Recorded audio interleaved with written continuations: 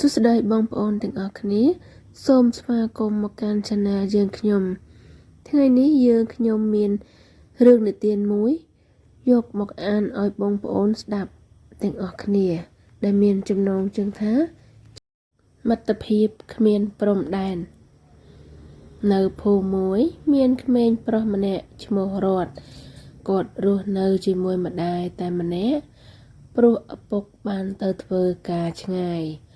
រត់ចូលចិត្តចូលព្រៃនិងស្វែងរករឿងថ្មីថ្ងៃមួយគាត់បានឃើញឆ្កែតូចមួយ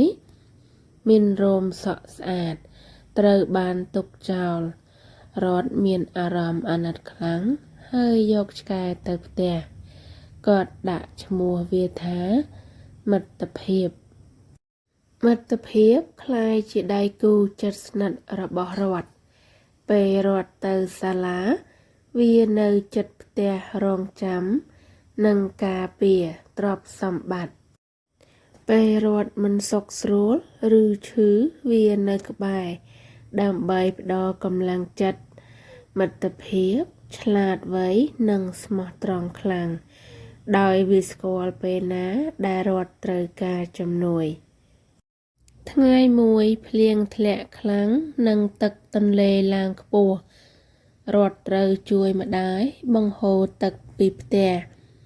មិត្តភាពបានប្រើភាពឆ្លាតវៃរបស់វា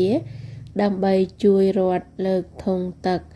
និងរៀបចំរបៀបសុវត្ថិភាពដោយសារវាគ្រួសារប្រព្រឹត្តការងារបានជោគជ័យនិងគ្មានរបួសអ្វីឡើយចាប់តាំងពីថ្ងៃនោះទៅរតនិងមិត្តភាពកាន់តែស្រឡាញ់គ្នាគាត់យល់ថាមិត្តភាពមិនមានព្រំដែនមនុស្សឬសត្វទេវាអាចคล้ายទៅជាដៃគូស្មោះត្រង់និងជួយគ្នានៅពេលល្អនិងពេលលំបាករឿងនិទានថ្ងៃនេះសូមបញ្ចប់តែត្រឹមនេះសូមអរគុណដែលបានចូលស្ដាប់បើបងប្អូនចូលចិត្តសូមចុច like និង subscribe ជួបគ្នារឿងថ្មីនៅវីដេអូបន្ទាប់សូមអរគុណ